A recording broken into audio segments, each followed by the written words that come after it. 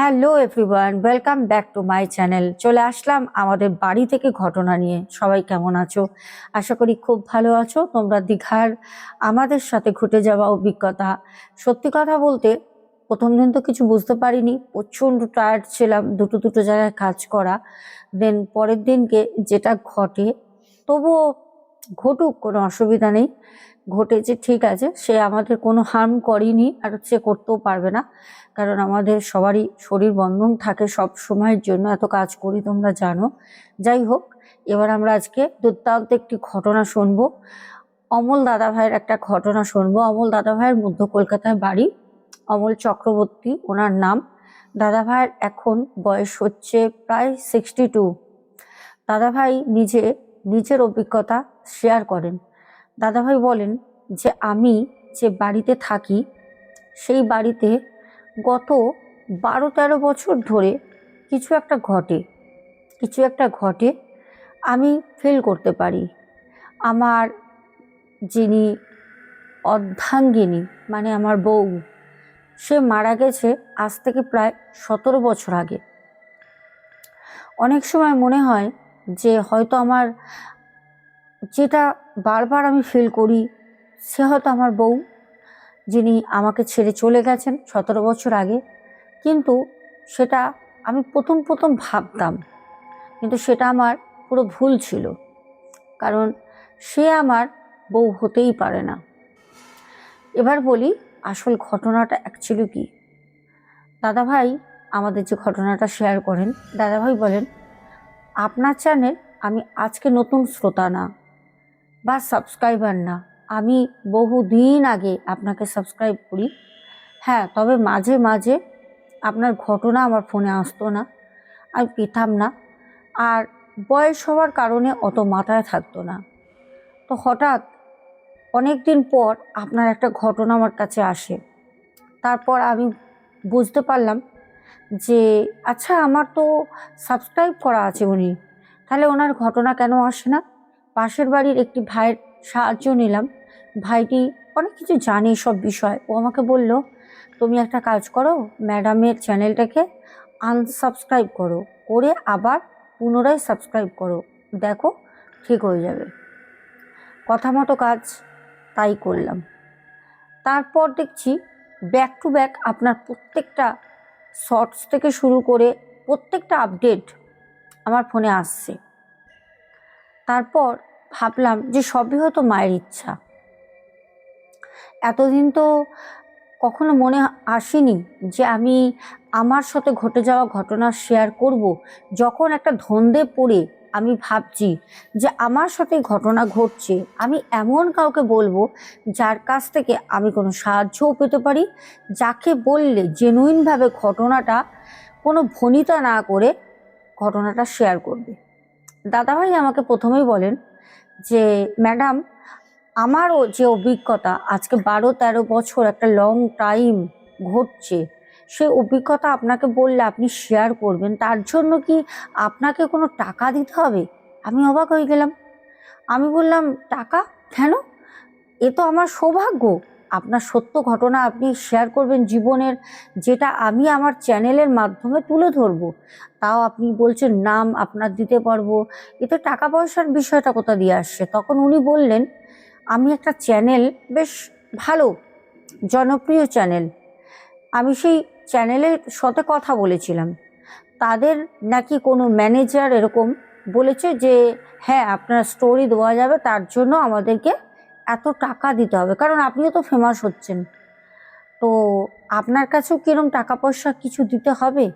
আমি তখন বললাম, না না না না, আমার কাছে ওরকম টাকা পয়সা দেওয়ার কোনো ব্যাপারই নেই। আপনি ঘটনা পাঠাবেন, আপনার ঘটনাটা যদি আমার রিয়েল মনে হয় আমি অবশ্যই নেব। আমি আমার পরিবারের প্রত্যেকটা মানুষের সাথে আমার চ্যানেলের মাধ্যমে আমি শেয়ার করব। টাকা পয়সা কেন লাগবে? এইবার দাদা ভাইয়ের কথা মতো ঘটনাটা বলি।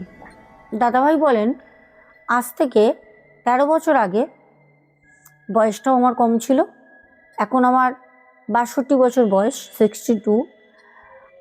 62, আর আজ থেকে 12 বছর, মানে তখন আমার বয়স ছিল 50 রানিং। আমার জীবনের একটা ভয়ঙ্কর কালো ছায়া আমার জীবনে নেমে আসে, আমি বুঝতেও পারিনি। একদিন আমার ছেলের যে বৌমা, আমার বৌমাকে বললাম, বৌমা একটু কষিয়ে আজকে খাসির মাংস রান্না করো তো। বহুদিন বাড়িতে ভালো করে ঝাল ঝোল খাওয়া হয় না। তোমার মা যখন ছিল তখন প্রত্যেক রোববার করে মাংস তো হবেই হবে, মাংস না হলে বাবু তো ভাতে হাতই দিত না। এখন বাবুও কাজের সূত্রে বাইরে থাকে, কি যে খায় কি করে ছেলেটার জন্য ওর মাও খুব চিন্তা করতো। এখন সেই চিন্তাটা তুমি করো বৌমা। আমিও করি, বাবা তো, আমার বৌমা খুব ভালো। তখন আমার ছেলের সবে সবে বিয়ে হয়েছে, 2 বছর। ছেলে তো বাইরে চাকরি করে, বৌমা আর আমিই থাকি। আর বাড়িতে একটা কাজের মাসি, সে আমাদের বাড়ি পার্মানেন্ট, সে বয়স হয়ে গেছে, সেও থাকে। আমাকে বৌমা বলল, বাবা আপনি মাংস এনে দেন, আপনি আমাকে বলে দেন কেরমভাবে করব, আপনাকে আমি সেরকমভাবে করে দেবো। আমি শুনে বৌমার কথায় খুব খুশি হলাম। বৌমাকে বললাম, ছুটতে যাচ্ছি বৌমা, ছুটতে যাব, ছুটতে আমি বাজার থেকে নিয়ে আসছি, তুমি ভালো করে জমিয়ে কষিয়ে একটু রান্না করো তো বৌমা, বহুদিন খাই না। বৌমা খুশি হয়ে রান্নাঘরে গেল, আমি মাংস নিয়ে আসলাম। খুব খুব ভালো করে মনে আছে, বৌমা একদম পুরো আমার যেরকম বউ রান্না করতো সেরকমভাবে মাংসটা রান্না করে। 1 বাটি ঝোল আলু খাসির মাংস গরম গরম ধোয়া উঠছে। তখন ওই রং ঠং দিয়ে আমাদের বাড়ি রান্না হতো না, সব ওই শুকনো লঙ্কার বীজ ফেলে দিয়ে জলে চুবিয়ে রেখে সেই শুকনো লঙ্কা বেটে তরকারিতে দেওয়া হতো। ওতে ঝাল পরিমাণটা হতো না, কিন্তু রংটা খুব ভালো হতো, সাথে লাল টমাটোর দিয়ে কষিয়ে মাংস করেছে। অল্প অল্প ঝোল আছে, গরম গরম ভাত, বলছে বাবা খান। আমি খেতে বসেছি। খাওয়া দাওয়া করে দুপুরবেলা বৌমা হঠাৎ বলল, বাবা আমি একটু বাড়ি যাব, আপনার ছেলে তো গত মাসে আসবে, আমার তো আর যাওয়া হবে না, বাবার শরীরটা খুব খারাপ। আমি বললাম, হ্যাঁ হ্যাঁ যাও, কারণ আমার বৌমাও তো ওই বাড়ির একটাই মেয়ে। আমার বৌমা ব্যাগপত্র আগে থেকে গুছিয়ে রেখেছিল, হয়তো ছেলের সাথে আগে কথা হয়, আমার মতামত নিয়ে চলে যায়। আমি একা আছি বাড়িতে। কাজের যে বউটি থাকে সে অনেক বয়স্কা, ওকে আমি রানী রানী করে ডাকি। মানে এটা আমি যখন আমার বউ ছিল বেঁচে তখনই আমি ওকে ইয়ার্কি করে রানী রানী বলতাম। ও আমাকে বলতো, দাদা ভাই রানী বলেন কেন? আমি বলতাম, আরে তুই তো রানী ঘরের, আমরা তো সব কাজের লোক, কারণ তোকে বলতে বলতে সব কাজ হয়ে যায় কিন্তু তোকে পাওয়া যায় না, তা তুই রানী না। তো এই সব চলতো। আমি তখন দুপুরবেলা খেয়ে উপরের ঘরে গিয়ে শুয়ে আছি, প্রচণ্ড গরম, কালটা ছিল গরম, ফ্যান চলছে, ফ্যানের দিকে তাকিয়ে শুয়ে আছি। হঠাৎ ছুম ছুম করে একটা নুপুরের শব্দ পাই। কিছু মনে হলো আমার দরজার সামনে দিয়ে হেসে কোনো একটা মহিলা কণ্ঠ সিঁড়ি দিয়ে নেমে গেল। আমি ভাবলাম কি হলো, রানী আবার পায়ে নুপুর পরে ছোটাছুটি করছে নাকি। আমার একটুখানি হাসি খুশি মেজাজ, আমি উপর থেকে দাঁড়িয়ে বললাম, রানী কই রে তুই, এই নুপুর পড়েছিস নাকি, ছোটাছুটি করছিস? রানীর তো কোনো সারা শব্দ নেই, ও তো সবসময় দাদাবাবু দাদাবাবু করে। আমি না উপর থেকে কোনো রকমে সিঁড়ি ধরে ধরে নিচে আসি। এসে দেখলাম রানী তো রান্নাঘরে মেঝেতে ঘুমাচ্ছে, গরমকাল, ও তো মেঝেতেই সবসময় শুতে দেখি। ওই ডাইনিং যেখানে সোফা ওখানে পাকা চালায়, আর শোয় হচ্ছে গিয়ে রান্নাঘরের মেঝেতে। রান্নাঘরটা ঠান্ডা, আর ওই পাকার হাওয়াটা কিছুটা যায়, একটু ঠান্ডা লাগে ওর। তো আমি বললাম, না রানী তো ঘুমাচ্ছে, তাহলে পরে হঠাৎ পায়ে নুপুরে ছুমছুম করে শব্দ, হাসির কি ব্যাপার হলো। আমি আবার উপরে যা না তা অত মাথায় দিইনি, বয়স হয়েছে অত মাথায় রাখতেও পারি না, শুয়ে পড়ি। সেই দিন থেকে শুরু হলো আমার সাথে, এখনো পর্যন্ত ঘটে আসছে। প্রত্যেকদিন রাতের বেলা মাথার সামনে কেউ বসে থাকে, নয় পায়ের সামনে বসে থাকে, নয় ঘরের মধ্যে হাঁটাহাঁটি করে, নয় কখনো গায়ে আঁচড় দেয়, কখনো ধাক্কা দেয়, সিঁড়ি দিয়ে ফেলে দেওয়ার চেষ্টা করে। বুঝে উঠতে পারি না যে কেন, কে, কিসের জন্য আমাকে এরম করছে। যাই হোক, আমার সাথে এগুলো কি ঘটছে? আমি বললাম না, যাই ঘটুক না কেন, এইটা নিয়ে তো আমাকে একটুখানি কিছু করতে হবে। নানা জায়গায় ছোটাছুটি আরম্ভ করলাম। বৌমা বাড়ি ফিরে আসায় বৌমাকে আমি কোনো কথা জানাইনি, রানীকেও কিন্তু কোনো কথা বলিনি। যদি পাছে এত বছর ধরে ও আমার বাড়িতে বিশ্বস্ত কাজ করছে, যদি পাছে রানী চলে যায়, কাজ ছেড়ে কী হবে? রানীর কথা, রানীকে তো বলা যাবে না কোনো কথা। বৌমাকে বললে, যদি বৌমা বলে যে না বাবা ভয় লাগছে, আমি আসবো না, আপনার ছেলে আসলে আসবো, তাহলে তো আমি পুরো একা হয়ে যাব, কি করব?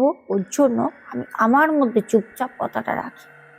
বৌমা দুদিন পর ফিরে আসে, ও খুব ভালো মেয়ে। ওকে যদি বলি মা মা বাবার কাছে দুদিন থেকে আয় না মা, ও বলে না বাবা, আপনাকে কে দেখবে। দুদিন পর আসলে, ও যখন দুদিন পর ফিরে আসলো, আমি তখন একদিন দুপুরবেলা বৌমাকে বললাম, বৌমা আজকে আমাকে দুপুরের লাঞ্চটা একটু তাড়াতাড়ি করে দিও তো, আমি খাবার দাবার খেয়ে একটু বেরোবো। বললো বাবা এই প্রখর রোদে কোথায় যাবেন? আমি বললাম আমাকে তো যেতে হবে। আমি ছাতা নিয়ে দুটো ডাল ভাত খেয়ে আমি বেরিয়ে হাঁটতে হাঁটতে বাস স্ট্যান্ডে আসলাম। বাস স্ট্যান্ডের ওখানে কিছু বন্ধু বান্ধবের দোকান আছে, মানে ওই চায়ের দোকান, পান বিড়ির দোকান, একটু নেশা ছিল। তো ওদের দোকানে এসে দাঁড়াতেই আমি খোকা বলে আমার এক সমবন্ধু, মানে সমবয়সী, খোকাকে বললাম, খোকা একটা পান বানাতো। খোকা তাড়াতাড়ি করে একটা মিষ্টি পাতা দিয়ে পান বানিয়ে দিল। খোকা বলল, কি ব্যাপার দাদা, এখন এই রোদে ছাতা নিয়ে তুমি, কোনো সমস্যা হলো? আমি বললাম না, সমস্যা তো কিছু না, কিন্তু সমস্যা আছে। বলল সমস্যা না সমস্যা আছে মানেটা কি? আমি বললাম, দেখ আমি যদি তোকে কথাটা বলি, তুই কাউকে বলিস না, কানাকানি হলে না বাড়ি পর্যন্ত চলে গেলে আমি সমস্যায় পড়ে যাব। আমাকে খোকা বলল, তুমি নির্দ্বিধায় দাদা বলো কি হয়েছে। আমি না খোকাকে সবটা বললাম। খোকা শুনে বলল, এ আবার কি, বাড়িতে কি করে এটা হয়? তাহলে কি ভূত পেতের বাস হলো? আমি বললাম ভূত পেতের বাস হলেও হতে পারে, কিন্তু পুরনো বাড়ি তো, কিন্তু কি জানি, আমি ভাবছি এটা আবার তোর বৌদিমণি না তো? বললো বৌদিমণি তো মারা গেছে প্রায় অনেক দিনই হয়েছে, কিন্তু বৌদিমণির আত্মা এতদিন পর কেন দেখা দেবে? তা আমি সবসময় ভাবতাম যে হয়তো আমার বউরই আত্মা, ও হয়তো মুক্তি পায়নি বা আমার জন্য অপেক্ষা করছে, হয়তো ঘুরে এসছে। আমি এটাই ভাবতাম, ভয় পেতাম না। আর বয়স হয়েছে, ভয় কি পাবো? তারপর ওকে আমি বললাম যে খোকা, আমাকে একটা গুনিন বাড়ির খবর দিতে পারিস? খোকা অনেক ভাবনা চিন্তা করে আমাকে বলল, হ্যাঁ আমলদা, একটা তান্ত্রিক আছে, যাবে, তারাপীঠে বসে, তারাপীঠে বসে, সেই তান্ত্রিকের ভালো নাম আছে, যাবে? আমি বললাম তারাপীঠে বসে, তারাপীঠে যেতে গেলে তো ভাই এখন বাড়িতে কি বলে যাব, বৌমাকে একা বুড়ো বয়সে আবার কি বলবে? বললো না না, তখন বললো না না, তারাপীঠে তোমায় যেতে হবে না, তারাপীঠে শ্মশানে উনি বসে। তোমাকে তারাপীঠে যেতে বলছি নাকি, তোমাকে বলছি যে ও আমাদের কলকাতায়, মধ্য কলকাতায় এক জায়গায় বসে, আজকেই তো বসবে, ভালো দিন, যাবে? আমি তখন বললাম খোকা তুই যাবি? খোকা বলল যাবো। খোকা তড়িঘড়ি তালা মারলো। খোকা বলল বাড়ি তো যাচ্ছিলাম ভাত খেতে, তাহলে পরে হোটেলে দুটো নিরামিষ ভাত খেয়ে নেবো। বারটা ছিল শনিবার, প্রচণ্ড গরম রোদ। আমি বললাম চল দুজনে মিলে, ও আমাকে ঠিকানা দিয়ে আমার সাথে আমাকে নিয়ে যায়। আমি আর ও গেলাম। ওখানে দেখি প্রচণ্ড ভিড়, প্রচণ্ড। যাবার পর ও তখন আমাকে বলল যে আমি একটু কথা বলে আসি ভেতরে, তাহলে তাড়াতাড়ি হয়ে যাবে, আমাকে চেনে। আমি বললাম যা। ও ভিতর থেকে ঘুরে আসার 5-7 মিনিট পরই আমার অমল বলে ডাকলো। আমি গেলাম। তখন আমাকে বলল, তোর বাড়িতে যে আছে, তুই যাকে ভাবছিস যে তোর বউ, না, ওটা তোর বউ না। তোর বাড়িতে যে আছে সে একটা পেট। তোর বাড়িতে সেই পেটকে চালান করে পাঠিয়েছে। আমি বললাম, পেট চালান করে পাঠিয়েছে কে? বললো, যে পাঠিয়েছে যদি বলে দিই তুই সহ্য করতে পারবি না। সে তোর খুব কাছের মানুষ, তোর সব খেয়াল সে রাখে। আমি তখন বললাম, সব খেয়াল রাখে কাছের মানুষ? এক আছে রানী, আর এক আমার বৌমা। কিন্তু বৌমা তো হবে না, তাহলে কি রানী করছে? কিন্তু রানীর করে কি লাভ? এগুলো রানীর করে কি লাভ? খুব দুবিধার মধ্যে পড়ে গেলাম। দিনের পর দিন শরীর খারাপ। ওহ, কি করব, কি করব কিছু বুঝে পাচ্ছি না। তখন আমাকে বলল যে আমি তোমাকে দুটো কড়ি দেবো, বালিশের নিচে রেখে রাতে শোবে। কড়ি দুটো, দেখবে আর কোনো কিছু হবে না, সব ঠিক হয়ে যাবে। আমি বললাম ঠিক আছে, চলো কথা মতো কাজ। কড়ি নিয়ে আসলাম, টাকা দিয়ে 2000 টাকা নিল। কড়ি নিয়ে এসে মাথার তলায় দিয়ে শুই। যেদিন শুই সেদিনকে রাতে আর ঘরের মধ্যে কোনো কিছু অনুভব করতে পারছি না। ভাবলাম তাহলে মনে হয় খোকা ভালো জায়গায় নিয়ে গেছে, কাজটা হয়েছে। ঠিক 3 দিন ছেড়ে 4 দিনের মাথায় আবার যেইকে সেই ছুটতে ছুটতে সন্ধেবেলা গিয়ে বললাম, ওই 5:30টার দিকে, খোকা কাজটা তো হয়েছিল খোকা, 3 দিন পর 4 দিনের দিন আবার কেটে গেল খোকা, আবার সেই ভয় পাচ্ছি খোকা, কি করব? খোকা বলল, আচ্ছা ঠিক আছে, তুমি আমার সাথে চলো একবার জানাই। আবার খোকা আমাকে নিয়ে গেল। গিয়ে জানাতে সে বললো, আমি আর কিছু করতে পারবো না, আমার যা করণীয় ছিল আমি করে দিয়েছি।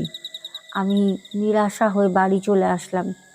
তারপর কিছুদিন পর আবার খোকাকে বললাম, খোকা তুই পারিস আমাকে বাঁচাতে, তুই আমাকে নিয়ে চল কোথাও। খোকা আমাকে আবার নিয়ে গেল আর একটা অন্য জায়গায়। সেখানে একজন মুসলিম তান্ত্রিক, সেখানেও আমার কাছ দিয়ে প্রায় 8,000 টাকা মতো নিল দুবারে। সেখানেও কাজ করালাম, কিচ্ছু হলো না। সেই যেইকে সেই বললে বলে হবে হবে, বা হবে না, ডাইরেক্ট বলে দেয় আমি পারবো না। এরকম করতে করতে করতে করতে আমার একটা বছরে প্রায় 70,000 টাকা বেরোলো। তারপর ভাবলাম না, আর কোনো টাকা পয়সা এদিকে ওইদিকে খরচা করব না, ও যা হয় হোক গে, দরকার নেই। তারপর আমি এই 12-13টা বছর যে আছে তাকে নিয়েই আছি। সে আমাকে প্রত্যেক দিন রাতের বেলা অত্যাচার করে, গায়ে চিড়ে দেয়, হাতে চিড়ে দেয়, পেটে চিড়ে দেয়, পিঠে চিড়ে দেয়, গাল চিড়ে দেয়, কানের পাশে চিড়ে দেয়, রাত্রেবেলা মাথার চুল ধরে টানে, পায়ের নুপুরের শব্দ করে, পায়ের গোড়ালি দিয়ে যেরকম মেঝেতে মারলে একটা থপ থপ করে শব্দ হবে, সেরকম গোড়ালি দিয়ে মানে মেঝের মধ্যে মারে। মানে কোনোভাবে আমি রাতে ঘুমাতে পারি না। দুপুরবেলা ও আমার কাছাকাছি থাকে না, কিন্তু অনুভব করতে পারি রাতের বেলা খাটের মধ্যে বসে থাকে। একটা মেয়ে মানুষ, কিন্তু বুঝতে পারি না কি, কেন, কে করেছে এরকম। সত্যি কি না আমার বউ? আমার বউ হলে আমাকে কেন জ্বালাবে? ও তো, আমি ওকে মেরে ফেলিনি যে আমি ওকে মেরে ফেলেছি আমায় জ্বালাচ্ছে। যাই হোক, এরকম করে বেশ কটা বছর তো চললো। এবার অমল দাদা ভাই যখন আমার সাথে যোগাযোগ করেন, তখন আমি জানি না, দাদা ভাই আমাকে বললেন আজকে 2 দিদিভাই এসেছিলেন, সেই ভিডিও তোমরা পাবে। একজন মায়ের আশীর্বাদ নিতে, আর একজন মায়ের আশীর্বাদ নেবেন তার মূল্য দিতে এসেছিলেন। তো এবার আমি তোমাদের বলি, বলছে অমল দাদা ভাই এত জর্জরিত, শরীর মন কোনোটাই ভালো না, কাউকে বলতে পারি না। বৌমার ছেলে হয়েছে, ছেলে আজ 8 বছর 9 বছর বয়স, মানে আমার নাতি আলাদা হয়ে গেছে, আলাদা হয়ে গেছে, একসাথে থাকে না। আমি কিন্তু একা, রানী কাজ করে আর ওই দোতলা বাড়িতে একা পড়ে আছি, ছেলে বৌমা বাইরে পড়ে আছে। জানি না কেন ওরা চলে গেল, ভালোই ছিলাম। আমি যখন দেখলাম তখন দাদাভাইকে বললাম, দাদাভাই অ্যাকচুয়ালি ওই যে জিন চালান পেট চালান বলে না, কথায় আছে, আত্মা চালান করা যায়। 13 বছর ধরে, মানে ছেলে বউ 2 বছর বিয়ে হয়, 2 বছর পর থেকে দাদাভাই 13 বছর এই জিনিসটা ঘটছে। এই কাজটা তার বৌমা করেছিল। সে বৌমা বাড়িতেই থাকতো, তারপর খুব তাড়াতাড়ি আলাদা হয়ে যায়। বৌমা কেন করেছিল এবার এইটাও বলি। দাদা ভাইয়ের কিন্তু বৌমার সাথে খুব ভালো সম্পর্ক, মেয়ে আর বাবার যেন সম্পর্ক হয়, কিন্তু দাদা ভাই বৌমাকে নিজের মেয়ের মতনই দেখতো। তুমি সামনের মানুষটা যেরকমই হোক, তুমি যদি ভালো হও, তুমি সামনের মানুষটাকে তোমার মতনই মনে করবে। তার মনে কি চলছে গুণাক্ষরেও তুমি টের পাবে না, কিন্তু তোমার মনটা যেটুকুনি খুব সুন্দর মন, পরিষ্কার সরল, তুমি কিন্তু সামনের মানুষটাকেও মনে করবে যে তোমার মতো সাদা সিধা সরল। তো সেই জিনিসটাই কিন্তু এখানে ঘটে। দাদা ভাই বলেন, আমার যখন আমি ওনাকে বলি, দাদা ভাই তখন এক এক করে পুরো অঙ্কটা কষে। প্রথমে দাদা ভাই আমার কথা শুনে খুব ক্ষিপ্ত হন, যেটা উনি বিশ্বাস করতে পারেননি যে এটা হতে পারে, এটা হতে পারে, কখনোই না, এটা কি হতে পারে, আমার বৌমা করেছে। আমার সাথে কথা বলাই বন্ধ করে দেয় দাদাভাই। দাদাভাই আমার সাথে প্রায় 27 দিনের মাথায় গিয়ে কথা বলে। দাদাভাই বলেন, আপনি যেটা বলেছিলেন সেটা ঠিক, আমি আপনার কাছে ক্ষমা চাইছি। এখন আমার 62 বছর বয়স, হয়তো আপনার আমি বাবার সমান হব, আপনার কাছে ক্ষমা চাইছি, কারণ আমার ভুল হয়েছে। আপনি যা বলেছেন আমি মিলিয়ে দেখেছি, কারণ আমি অনেক কিছু বলেছিলাম, একটু ভাবনা করে দেখুন তো, এরম এরম আপনার বৌমা করতো, এরম এরম বলতো, এরম খেয়াল রাখতো, যা যা বলেছি। দাদাভাই আমাকে এসব কিচ্ছু বলেনি, আমি যা বলেছি দাদাভাই সব কথায় পরে 27 দিন পর বলেছে হ্যাঁ হ্যাঁ। তারপর যাই হোক, দাদাভাই কিন্তু এই মুহূর্তে দাঁড়িয়ে ভালো আছেন। দাদাভাইকে 2 সপ্তাহ হলো আমি কাজ করে পাঠিয়েছিলাম। দাদাভাই এখন বলছে, আমার আর রাতের বেলা ভয় লাগে না, ঘুমাই, ঘুমটা হয়, কিছু ফিলই করতে পারি না, কিছু ফিল করতে পারি না। এটা হচ্ছে ঘটনা। আজকে যে দিদিভাই শিয়ালদা থেকে এসেছিলেন, দিদিভাই বললেন, আমি যখনই বড় মায়ের কথা ভাবি, বড় মায়ের কাছে যাব, তখনই জানি না কেন তোমার ভিডিওগুলো আমার সামনে আসে। মা মনে হয় তোমার কাছে আসার জন্য বলছিল, তাই দিদিভাই দাদাভাই দুজনেই আসেন। আমি কালকে শর্টস দেব, অবশ্যই শর্টসে দেখো। আর একজন দিদিভাই সিঙ্গুর থেকে আসে, খুব হাসি খুশি, খুব মানে জলি পারসন। প্রথমেই দেখে আমাকে একদম নিজের মতো, যেরকম আমি বলি না তোমরা আমার পরিবার, সত্যি তোমরা আমার পরিবার, নাহলে এরকমভাবে কেউ আপ্লুত হয়ে এত ভালোবাসা দেয় না।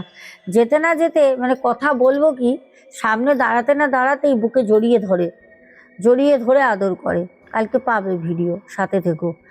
আচ্ছা, ঘটনাটা কিন্তু এতটাই। এবার আমি বলি, ব্যাক টু ব্যাক অনেক ঘটনা আছে, অনেক ঘটনা তোমাদের কাছে আসবে। তোমরা সাথে থেকো, চ্যানেলটা সাবস্ক্রাইব করে লাইক করো, শেয়ার করো। ঘটনাগুলো অবশ্যই ভালো লাগলে আত্মীয় পরিজনের সাথে। আর সবাইকে আজকে বলবো, আমাদের সঙ্গীতা দিদিভাইয়ের আজকে কিন্তু হ্যাপি বার্থডে। আমি চাইবো আমার পরিবারের, আমরা তো সবাই এক পরিবারের মানুষ, সবাই দিদিভাইকে হ্যাপি বার্থডে উইশ করো। আর আমিও তোমাকে পার্সোনালি বলেছি হোয়াটসঅ্যাপে, দেন এখনও বলছি সঙ্গীতা দিদিভাইকে, দিদিভাই তোমার জন্মদিন খুব ভালো কাটুক, প্রত্যেকটা বছর যেন এই দিনটা তুমি পালন করতে পারো সুস্থভাবে। বড় মায়ের আশীর্বাদ তোমার কাছে আছে, তুমি তাতে খুব খুশি, তুমি ভয়েসও দিয়েছিলে। আমি বলবো বড় মায়ের কাছে যা চাইবে তোমাকে যেন বড় মা তোমার মনের ইচ্ছা পূরণ করে, এর থেকে বড় কিছু উইশ আর হতেই পারে না। জয় বড় মায়ের জয়।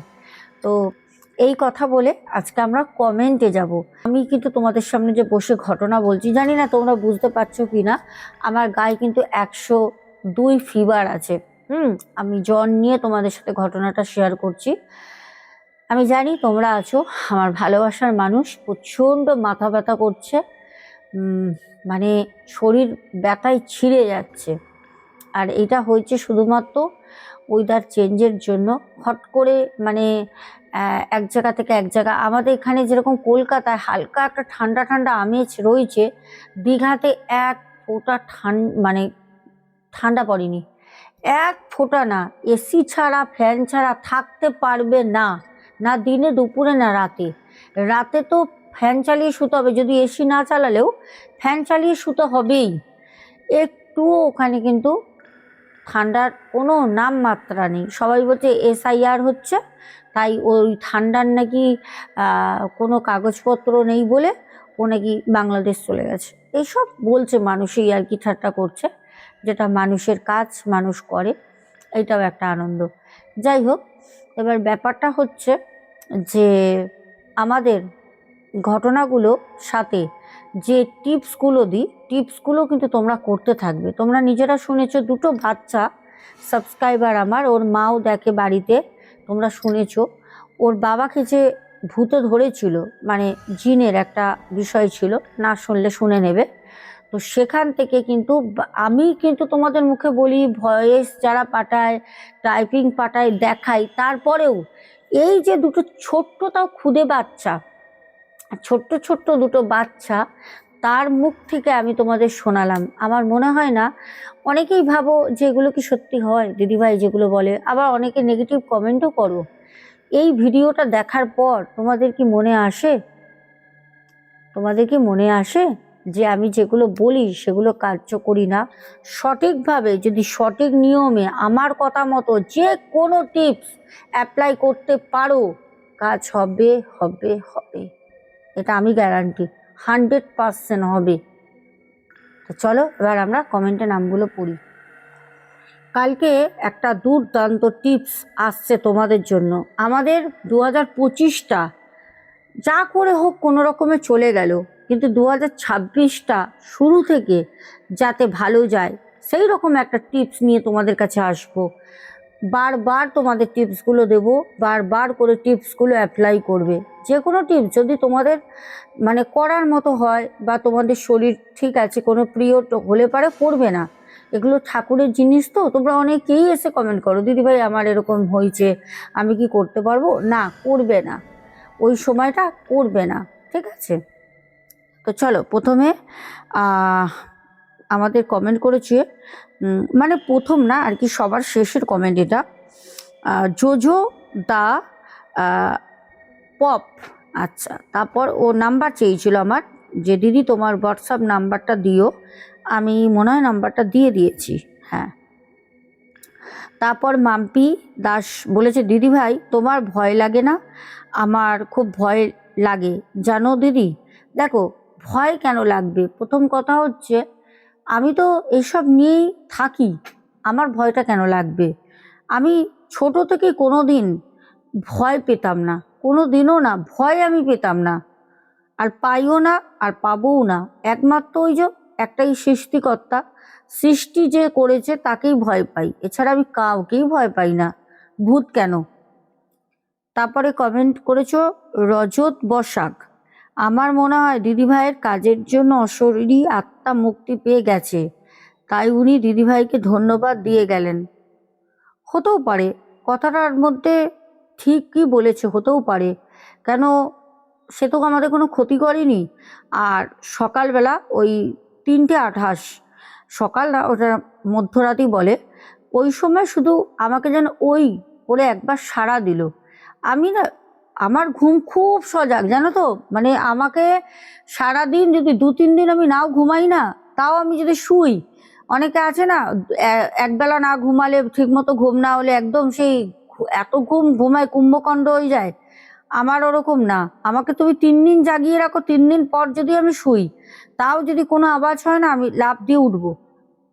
যখন ওই করে না, সাথে সাথে আমি চোখ খুলি, সাথে সাথে চোখ খুলেই না, বেলকুনির দিকে, আমার এইদিকে বেলকুনি ছিল, বেলকুনির দিকে তাকালাম, তাকে পর্দাটা পুরো আটকানো। আমি বললাম কি হলো, ওই বলে ডাকলো কেন, কে, সকাল হলো? আমি ভাবলাম রোড সাইডে যেতে, উনি হোটেল রুমটা, ভাবলাম হয়তো রাস্তা দিয়ে কেউ যাচ্ছে, ওই করেছে তো, কানে এসছে আমার আওয়াজটা। আমি গিয়ে যখন ব্যালকনির কাজটা সরাই, মানে পর্দাটা, মানে ওই সময় যদি ভিডিওটা করিনি, করলে আমার, না না না, ওই সময় ভিডিও আমার করা আছে, ওই সময়ের ভিডিও আমার করা আছে, ঘুম চোখেও আমি ভিডিওটা করেছিলাম, দেবক্ষণি আমি তোমাদের সাথে পরে। তখন দেখছি পুরো রাস্তা ফাঁকা, কেউ নেই, কোনো মহিলা তো নেই, তাহলে কে ডাকলো, ওই সাইড দিয়ে দাঁড়িয়ে কে ডাকলো ওই করে? তারপর তো প্রিন্সের সাথে কত কিছু হয়েছে, হতেও পারে। অনুপম বিশ্বাস বলছে দিদি দীঘা গেছো? হ্যাঁ, চলে এসছি। রূপা দে, সন্তুর দুনিয়া, পিন্টু ঘোষ, উমা সরকার বলেছে হোটেলের নামটা কি? নামটা জানতে গেলে তো হোয়াটসঅ্যাপ করতে হবে, এখানে বললে হবে না তো, কিছু গাইডলাইন আমাদের মেনে চলতে হয়। কিষাণু মান্না, সঙ্গীতা দিদিভাই বলেছ 89 লাইক, তোমার আর প্রিন্সের দুজনের ঘটনাগুলো শুনলাম, ভয় তো আছেই। আমার আজকে বার্থডে, হ্যাঁ বললাম না দিদিভাইয়ের বার্থডে। হ্যাঁ দিদিভাই, আমি একটা এখানে ফটো দিয়ে দিচ্ছি, তোমরা দিদিভাইকে সবাই উইশ করবে কিন্তু, হ্যাঁ আমরা তো সব এক পরিবারের, উইশ করবে দিদিভাইকে। আচ্ছা, তারপরে আমাদের কমেন্ট করেছো, কে করেছো দেখি, দাঁড়াও একটু, গঙ্গা বৈরাগী আছো, চৈতালি রয়, তারপরে পুষ্পা সেট কমেন্ট করেছো, বিতিকা বিশ্বাস, সুমনা ভট্টাচার্যা, আমাদের পিয়ালি ভারদ্বাজ। আচ্ছা, সুদীপ সামন্ত বলেছ 20/11/2025 আমি যখন খড়গপুর যাচ্ছিলাম, তখন রানীহাটি পাঁচলা হাওড়ার কাছে, মানে উলুবেরিয়ার আগে ট্রাফিক জ্যাম ছিল, সেখানে আপনার ক্রোম গ্রিন কালারের গাড়িটা আমাদের সামনে ছিল, পেছনে বেঙ্গলি ব্লগার সোনা লেখা ছিল, আর উইন্ডোতে পর্দা দেওয়া ছিল। হ্যাঁ একদম ঠিক, ঠিকই দেখেছেন, সেটার গাড়ির ভিতরে আমিই ছিলাম।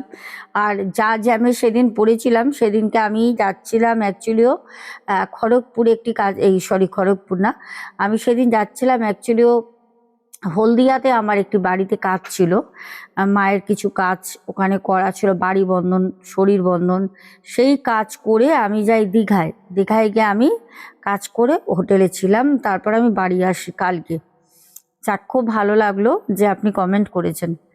আচ্ছা, তারপরে আমাদের পিয়ালি ভারদ্বাজ কমেন্ট করেছো, সুমনা ভট্টাচার্যা, তারপরে কমেন্ট করেছো শৃঙ্খা বণিক, জলি হাজরা, পাপ্পু দে, গঙ্গা বৈরাগী, পুলক চক্রবর্তী, সোমা জ্ঞান, তারপরে অনুরোধ দাস, তারপর কমেন্ট করেছো আমাদের পিয়ালি ভারদ্বাজ। তো চলো, সবার কমেন্টগুলো পড়লাম, খুব ভালো লাগলো, এরমভাবেই কমেন্ট করতে থাকবে, সাথে থাকবে। এখনের মতো আসছি, good night, tata, love you two.